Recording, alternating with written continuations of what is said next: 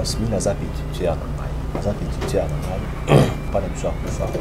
Maman na uti ko kufa il y a pas longtemps. Atike la biso pango na biso. Et puis papa tiki va bien belé. Et puis na testament ya papa. Eza bomu na ngai. Et puis eza Yasmine. Et puis eza maman. Parce que le problème est comme le bichou est que bande ya papa parce qu'on insister que non maman il faut pas été kamato kabula ba bien oui na boya quitter na bisi d'accord était kabupa et puis to kabula ba bien mais papa ti que testament na ba bisi nga que non Yasmine azana droit ya pour bénéficier na bien mon côté à papa parce que azan c'est na biso propre azan petit na nga propriété. Je ne m'attendais pas à ça. Je ne m'attendais pas à ça. Je ne l'ai pas dans mes missions. Je ne l'ai pas dans mes missions. Je ne l'ai pas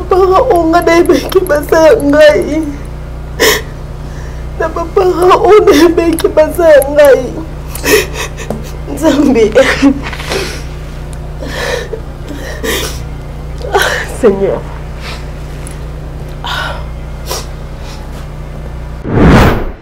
Comme on est dans la testament, attends tout qui est dans l'état. Normalement, il a un droit, il y a bien à papa. Fanny nous kati, ba oncle ba télé men biso makasi. On a eu à ou pas na bino si y a moyen vraiment, la vie qui ba te belé ba ta biso. Ba ta ba bonne foi baza. Ba mekano kusunga biso. Ba meka kusunga biso s'il faut ata. Bazo la biso ata fuka ou ezaki to la ndila makambo wana parce que na minute ba oncle ba saisir nyonso.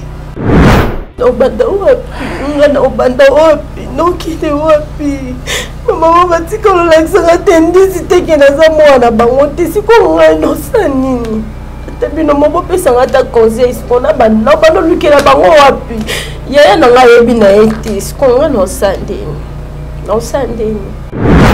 On va demander conseil à un juriste ou à un maître avocat et après ça parce que de la normalement on a un maître avocat mais bah saisir biso nyonso bah saisir biso donc vous avez certainement la possibilité ils a saisi ata bazali na pasi poni batikanga la suka na okasoni banakomoneka na l'émission héritage on a yebaki eza ya baparo na ngai héritage on a yebaki eza ya baparo na ngai à chaque tour bazochoke nga nasali nini tomona komi esanga nona pasi esanga pasi nga nakomi ntina niveau ya koya na télé na émission mpona senga misuni ekomosa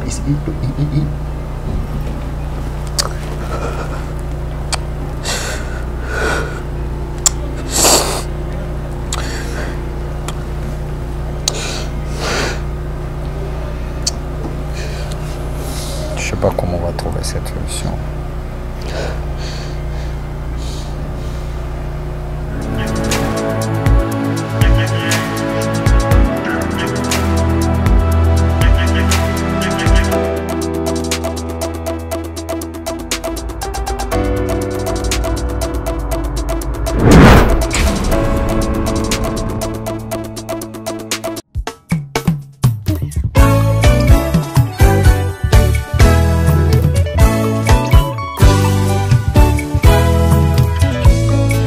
Pase na ngai na ye pai na yo papa na ngai kolo nazosenga na yo makanisi elingai namoni mabe na ngai zambe na ngai papa nazokosenga na yo na mabe nyonso nasalaki papa limbisanga.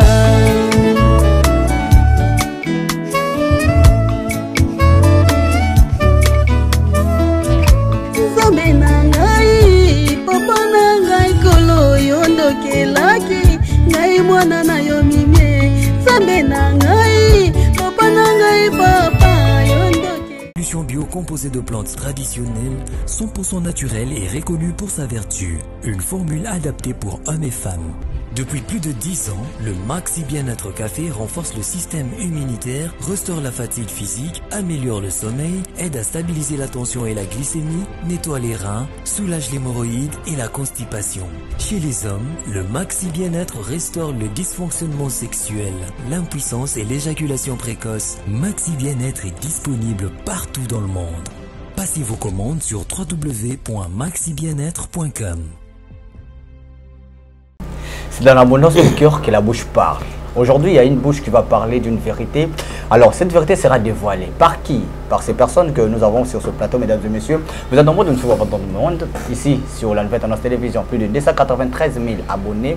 Abonnez-vous massivement sur cette chaîne. Je dirais, abonnez-vous alors très massivement sur cette chaîne. Là où c'est écrit en noir, s'abonner, appuyez ou cliquez. Il y aura une cloche qui va sortir. Cette cloche nous sert à avoir des notifications à chaque fois qu'il y aura une émission en ligne. Mesdames et messieurs, n'hésitez pas à appuyer sur la cloche pour avoir des belles émissions. Vérité et réalité. On m'a dit, la vérité s'éclate.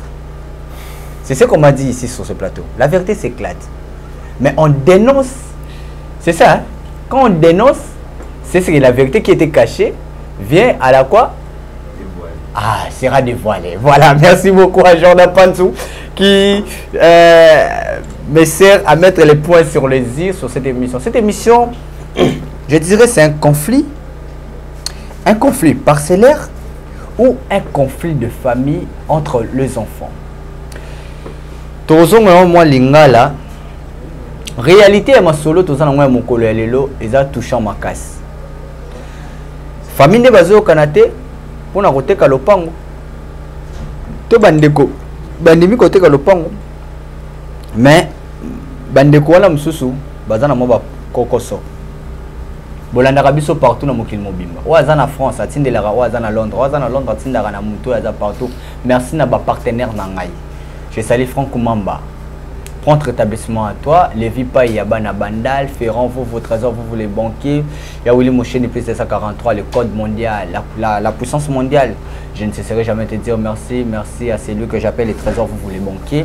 Merci à vous. Et voilà, à qui d'autre, si je ne dirais pas merci à celui que j'appelle Yadéo Koussou, sauf les cerveaux, les autres.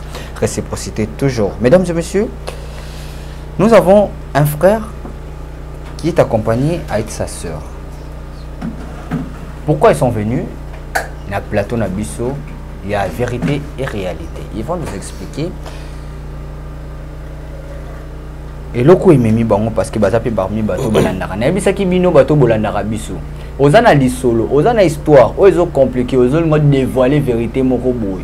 To offert éclatisser vérité moko boy. Le to na vérité dévoiler et éclatement. Des choses où on a des bonnes pour ça. Le numéro est affiché plus de 143 900 63 58 56.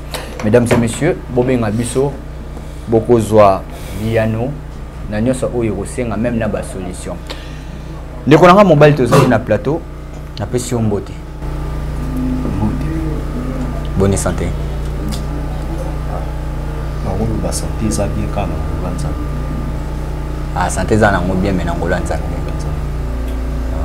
Comment on a Christopher Lusamba. Christopher Lusamba. Ah, Christopher Lusamba. Bozana yi. Tozana petite sœur. Petite sœur no yi.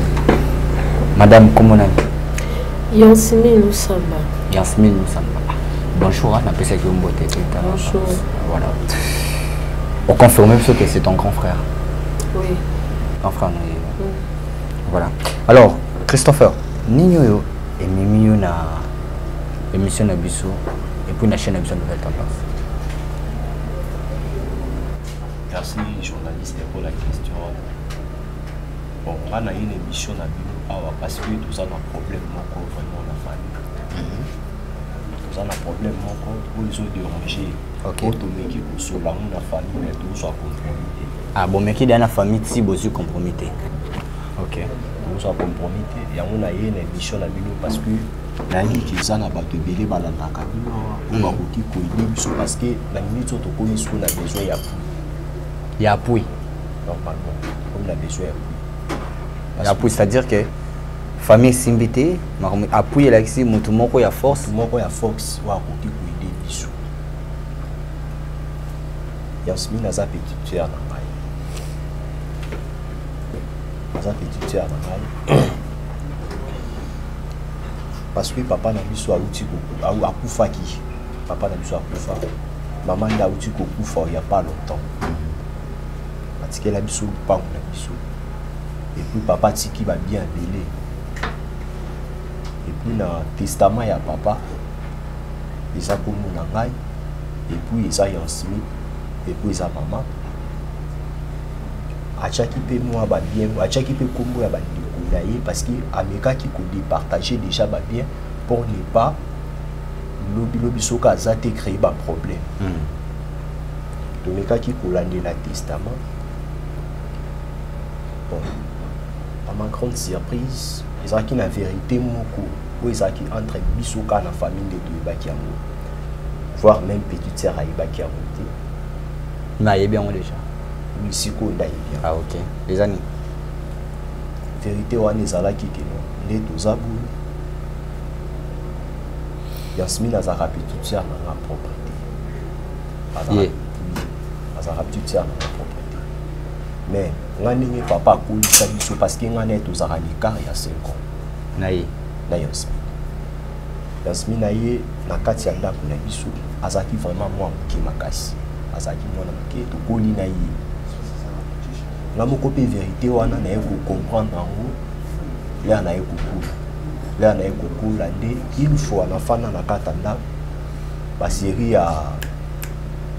basérie ya nsimi na baprépare te na fait à primaire c'est-à-dire que aya pena moke hein normalement aya bébé ah aya vraiment bébé na kati ya ndako ya nsimi na baprépare te na fait papa azalaki na mwa baproblème moko batan wana papa azwaki mwa baproblème moko vu que bamarchandise na ye parce que papa azalaki commerçant bamarchandise na ye bindaki na mai seri wana bacontener na ye azwaki mwa problème vraiment na makambo ya finance nayoka une fois papa na mama baosuluka parce que yansimi faki bafutela ye bafrai nga mpe fai bafutelanga bafrai ye lokola azalaki kosala te na fe esengaki mwa bafrai moko ebelebele ya ofuta nayoki papa na kati ya ndako bonsu na kati ya chambre bonsula na mama papa azoyebisa mama abi bon d'après tout ezalaki lokwa blague entre bango papa na mama parce que papa azalaki mwa motu moko alingaki ambiance trop na kati ya ndako ezalaki lokwa mwa blague bonsula na mama papa ayebisi mama ki non bon d'après tout mwana ngo dépenser trop pour naï. Normalement, balubaka mwana mutu ato beaucoup de suka soit pour le kaka ba parents. Là na yoki yango, je me suis dit papa ça lubila ngai to aso lubila yonsimi. La télémi et excité curiosité nanga. La télémi non bi par là papa ni lubaki. Là na yoki maman biso abino longola ba makambo wana mutema oyebi bien que papa na yakufa maman na yakufa biso toujours bébé to beaucoup leti ya komi na niveau oyo normalement kunda azawa na zwa déjà kombo identité na biso nyonso azwa déjà identité na biso na ndenge mabete bazo sulaka na kata chambre parce que normalement la logique des choses amour ya papa na mwana na ye vrai ezalaka différent na mwana mosusu vu qu'il a joué na mwana mais amour wana ezalaka ndemo ndi mama bisi atelongo la makanisi wana papa bien non j'ai plaisanté et bien que ngalinga blague trop donc makambo wana na meka kotuna ngo mama wa l'époque aussi pe nazaki moi moki na meka kotuna mama bisinga non le côté mama bisanga vérité te na meka pe kusula na papa Yasmine tonga na 6e wana yo za classe nazaki na 5e secondaire ah 5e déjà ah OK so autant on le côté na maman nazaki na 5e de humanité ah OK na meko sula na mama mama expliquanga clair asoli pena papa pas expliquanga clair mais na basuka awa avant maman kufa le maman ko lobela le maman ko lobela le maman luka ko ibisanga vérité maman ibisanga ngo pe na ndenge ya mabete parce que maman ibeki bandeko na ye pe bandeko ya papa ba ibi histoire nyonso malgré biso tozaki ba ignorant ba histoire nyonso ayebisanga ngo parce que ebeki bolingo na zena ngo enfer Yasmine ngasiko na tikelo kwa papa na il faut na protéger yango lukia kuibisanga vérité wana nyonso maintenant c'est biso ke bazwaka Yasmine oui maman muta expliquanga nyonso ke bazwaka Yasmine azalaka mwana camarade ya papa OK ni papa ni na mama ni bakufaka suite ya accident moko yebi pete aluka kokota pe na bilita ite le bazwaka ye bayaka na kata ndako maintenant eloko komo sa passe ça tant aux unions soano yoki au changer tes comportements na Yasmine même pas au garder toujours pour wana parce que ngana botama ngambo ah vous avez comme sauter nazande comme sauter na ibaka yende petite ya parce que kokola na biso pe maman nda bokola biso ati oyeba te atika kolakisa ngeni différence wana te ke na yeba onde kolanga te non donc na gardaka bu OK parce que problème est comme le biso ezaki bande ko ya papa baso ko insister que non maman il faut pas été kamato kabula ba bien oui na boya quitter na bisi d'accord on te kabupa et puis tout kabula ba bien mais papa tika testament na miko la sa bango testament bazombi yango ba bisinga ke no Yasmine azana droit ya ko bénéficier na bien mon côté à papa parce que aza c'est na biso propre aza petit na nga propriété mais qui ko expliquer bango la bandingi nyonso mais qui ko expliquer bango natalisi bango parce que Yasmine akoma déjà moi na biso to jouer bébé aza ba identité nyonso ya biso kombo na eza na kati ya testament papa ali papa adopta ka déjà papa adopta OK kombo na eza na kati ya testament ata toke na l'état normalement il aza na droit ya ba bien ya papa famille loloka te ba oncle ba telemeli biso makasi jusqu'à ce que monde tout ça bulingana na koka liso ata kuliati apeti za ka isuste parce que Yasmine dazana apeti akuliza la kate chaque jour ba oncle kuchai makelele kutuna ye kokende jour nini tangu na ye a ou pas na bino si ya moyen vraiment na bi ke bato belé bota biso bato ba bonne foi baza ba mekano kusunga biso ba meka kusunga biso s'il faut ata bazola biso ata avocat ou ezaki tolandela makambo wana parce que na minute ba oncle ba saisir nyonso OK ba oncle ba saisir nyonso ba bisinga ba binga bazo reconnaître kakanga Yasmine bazo reconnaître était tant que moi na biso et tant que moi na ya famille Lusamba yango na biso bato mtia malamu bakoko zala vraiment ba aider biso bazo la biso ata avocat akokolandela biso. Ah, c'est très compliqué. Hein. Comme je l'ai dit toujours, il y a une vérité et ça s'accompagne toujours avec une grande réalité. Yasmine. Et ça l'a condamné pour la première fois. Oui, bah, que moi, n'a pas Lusamba. Lusamba. Pourquoi il faut imaginer le rabon?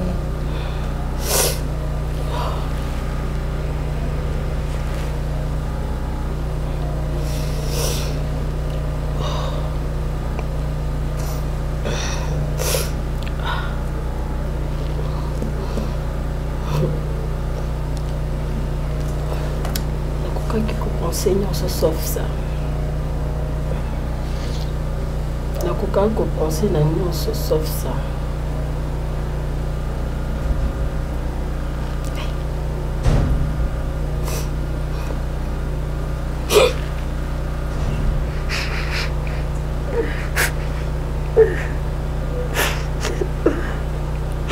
Je m'attendais pas à ça.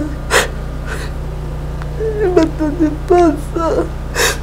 Ndinola kumoleka na bemission. Ndinola kumoleka na bemission na bapara onga na ebeki basa ya ngai. Na bapara onga ebeki basa ya ngai. Nzambe. Seigneur.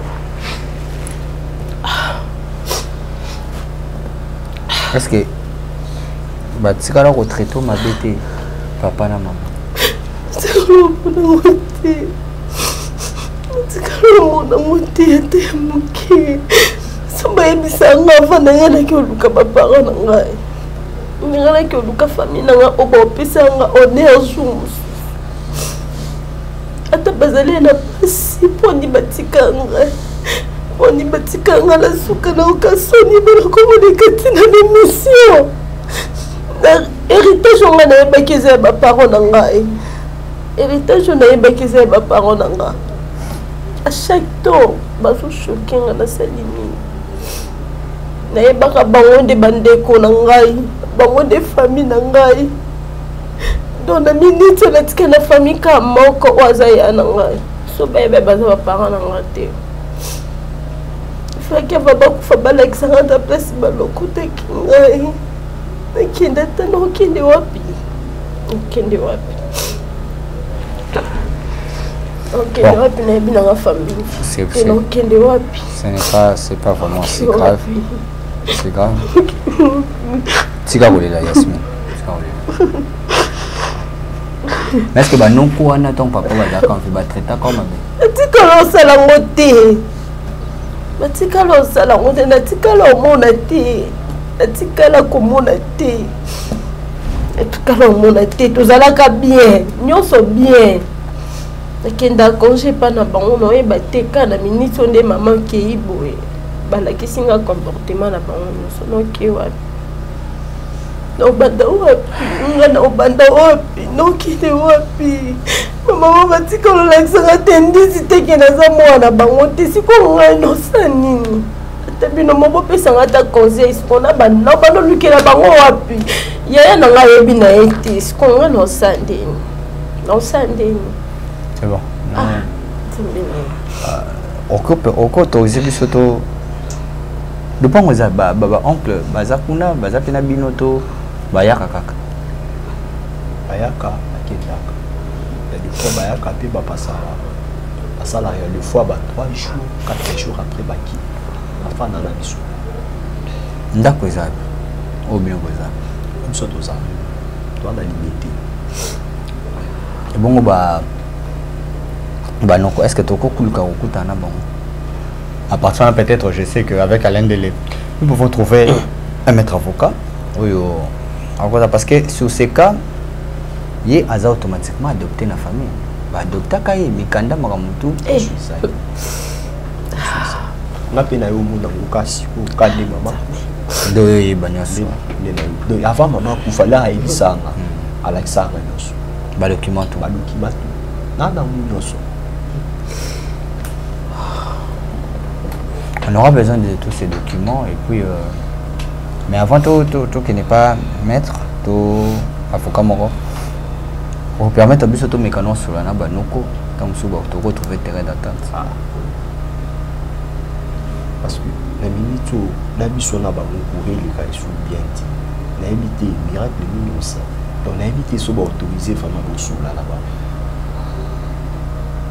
so possibilité pour ça mana yata encore tâter mais la laxi bino ka ta pas beaucoup de busuli na bango ah au même biso ah d'accord ou soit tata jour vous allez pas na bino hein ate pas na bino yo bengi biso to yeto ou soit moi même biso ka place on bazala ta par rapport à la sécurité na biso pe ceux za ba quartier na bango je crois que ça va nous créer Bendi Bango. Non, vous n'aurez plus de problème. Là, je vous assure, vous n'aurez plus de problème. Seulement que Bino Bobinda Bango Bayatana et pas na Bino de Bayaka, vous téléphonez biso. J'aimerais que Yasmine Azala Toyo et puis oncle Atamoko Atami Balé Oyo Ozala. Baza combien au tout ça? Bon. Ande quoi papa a bazala kan Bali. Ata moko mibali wana soki bozala obenga bango na ntumeka na osola na bango est-ce que vous assurez biso que la biso ba problème te parce que na ebinde bazala te tout ça il est déjà de tout ça aucun problème te to sécurité nyonso wana et puis je vous assure de vous pour ça mettre avocat. On va demander conseil à un juriste ou à mettre avocat et après ça. Parce que de la normalement, on a besoin de mettre avocat. Mais bah saisir la solution. Bah saisir la solution. Donc vous avez certaines possibilités. Non, ils ont saisi. Toi, les tout le monde a commis. Et ça, on n'a pas si. Et ça, on n'a pas si. On a la police, na niveau, il y a la télé, la émission, on a ces gars, les soumis. Ah. Et comment ça, je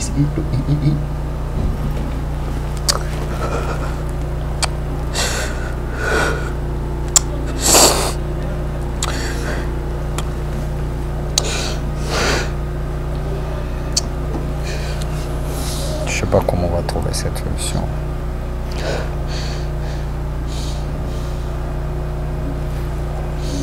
Aujourd'hui, il est déjà 18h parce qu'on finit l'émission.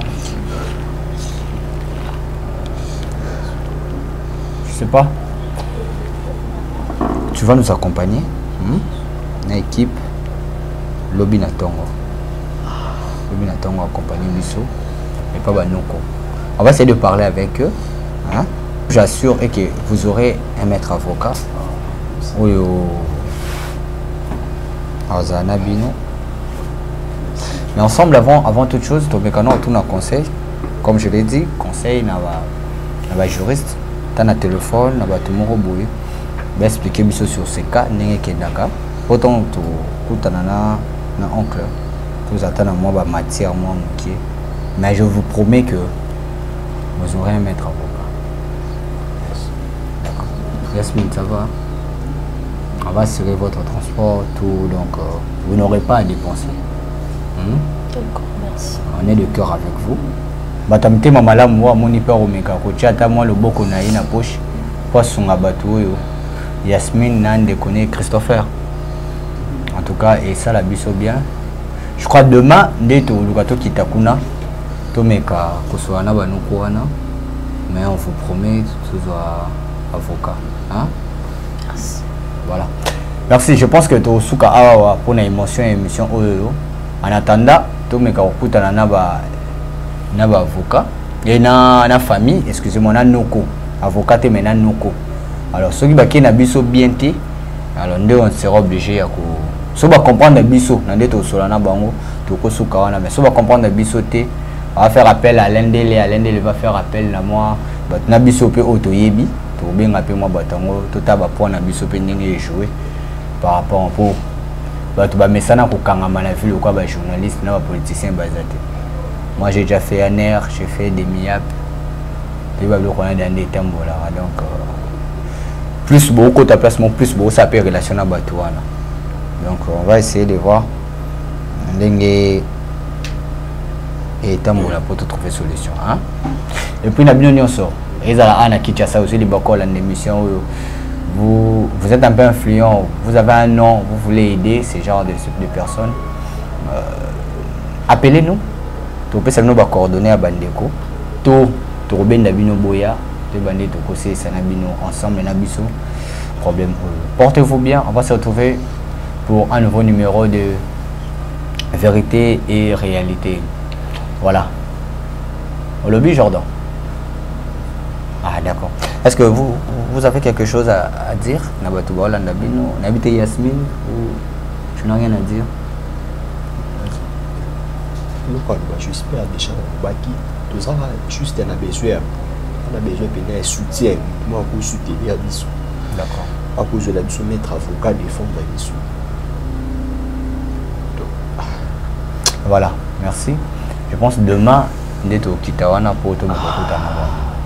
Après moi ici c'est Alain Delé et vous allez suivre de belles émissions. Et puis de l'autre côté il y a l'émission que j'appelle La réponse à nos questions qui est présentée toujours par Brad Bumba. Et puis de l'autre côté aussi il y a cette émission que j'appelle Bosunga, Bandeko Bosunga, toujours avec Brad Bumba.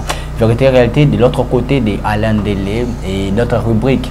Bon mais ça n'a rien à voir. Restez toujours scotché sur cette chaîne, la nouvelle tendance télévision. Demain il y aura une autre émission en dehors de La Vérité et Réalité de ces genres. Portez-vous bien. Au revoir.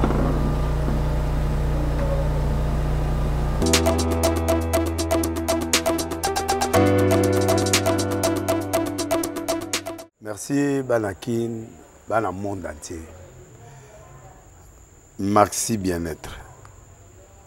Sougala café, le logo na mêlé logo mais le logo est amabé. Il y a bien pour na panne technique mais ko sale la on ndenga mabete sale la ngo pona mama. A célibataire to lingi bino ate. So maka boma mukolo bala. Pourtant mzo ba produire ngo soute. Maxi bien-être yango yo.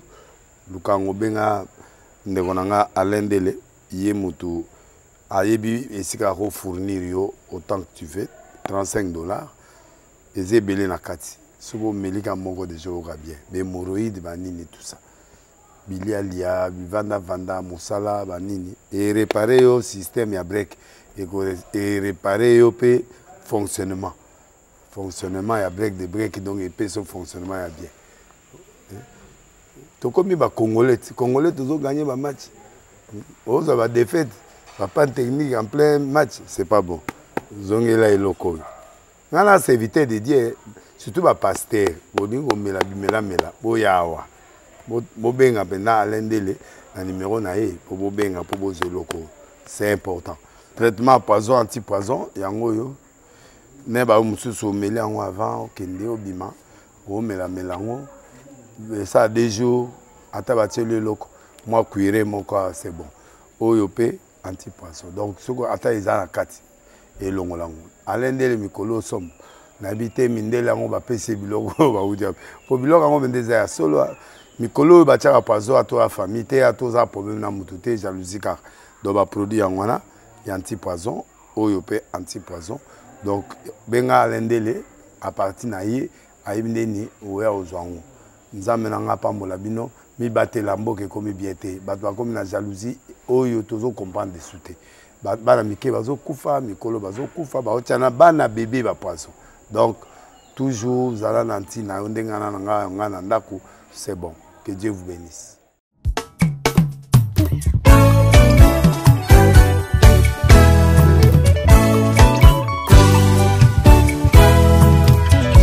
Ekompase nangai na ye pai na yo papa nangai kolo nazosenga na yo makanisi elingai namoni mabe nangai zambe nangai papa nazokosenga na yo na mabe nyonso nasalaki papa limbisanga